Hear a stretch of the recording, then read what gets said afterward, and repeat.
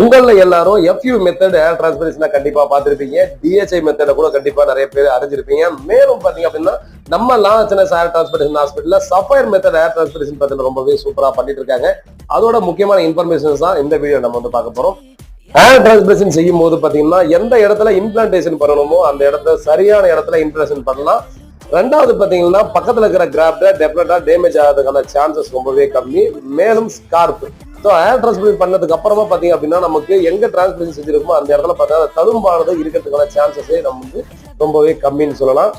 ப்ளீடிங்ன்றது பாத்தீங்க அப்படின்னா நிறைய பேருக்கு கண்டிப்பா பார்த்து பயப்படக்கூடிய ஒரு விஷயமா இருக்கு. ஸோ ப்ளீடிங்ன்றது பாத்தீங்கன்னா இங்க ரொம்பவே குறைவா இருக்கும். பெயினும் பாத்தீங்கன்னா அங்க வந்து குறைவா இருக்கும். ரிசல்ட்டை பொறுத்தவரைக்கும் பாத்தீங்கன்னா ரொம்பவே சூப்பரான நம்ம வந்து ரிசல்ட் 95% ரிசல்ட் வந்து பாத்தீங்கன்னா ரொம்பவே பர்ஃபெக்டா வந்து நம்ம வந்து கொடுக்கலாம். மேலும் நம்ம ஏரோட டென்சிட்டி அதே போல ஏர் லைன், ஸோ இதுதான் பாத்தீங்கன்னா ரொம்ப ரொம்ப இம்பார்ட்டன்டான விஷயம். ஸோ